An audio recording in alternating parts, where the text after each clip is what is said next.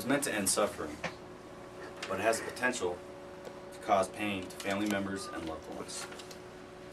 On November 5th, 2008, Washington became the second state to legalize assisted suicide. Oregon was the first to initiate assisted suicide in 1997.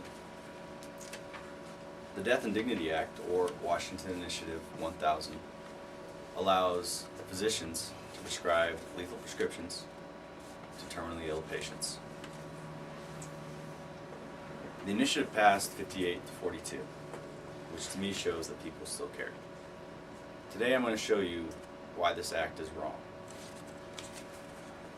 First of all, let's look at who's eligible. The person must be 18 years of age, and they must be terminally ill, and that is within 6 months of dying. This must be verified by 2 physicians. The person must also be mentally competent, which also must be verified by 2 physicians. If an individual meets these requirements, they're eligible, but assisted suicide is still wrong, and here's why. Suicide, no matter how you look at it, whether it's assisted or self-inflicted, is wrong. It can cause problems for loved ones. Let's think about this.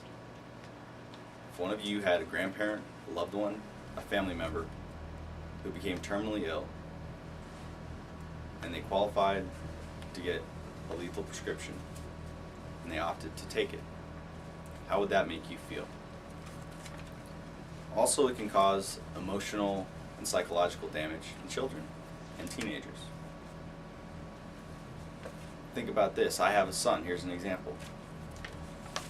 If something happened to myself, my wife, my mother, or my father, we fell terminally ill, qualified for the prescription, and opted to take it. How would I or how would my wife explain that to my son? How would he understand? The stress that family and friends can endure is unnecessary. But the thought of a physician helping you take your life, that's disturbing. Physicians are meant to heal, not to hurt. Even though it's been redone over the years, the Hippocratic Oath, physicians are not legally bound by it. However, it serves as a guideline.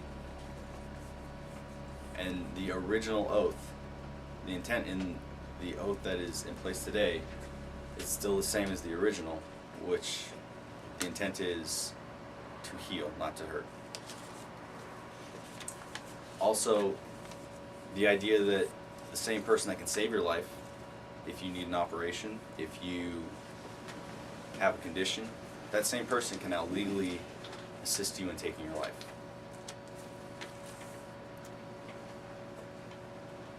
While doctors, or most doctors, devote themselves to healing, there is the factor of human error in diagnosis. First of all, how can a patient make an informed decision on their condition when they have no medical training? They have no medical background. They have to trust what the physician says that their condition is and make a decision after that. Then also there is the case of a misdiagnosis, as I've said before. There have been cases of where people have been said they have 6 months to live, and they live for years. They don't die from their condition improves. What if that person would have taken the assisted suicide? Basically, the gift of life has been given from higher powers, and who, if anyone, has the right to say when and where a life will be ended? With the passing of this act, physicians have been given the power of God, which no human has a right to, nor should anyone. The process of life is better left to run its natural course to conclusion, and unnecessary suffering and pain should be avoided whenever possible. I hope this has helped you see why this act is wrong. Thank you. Questions this time?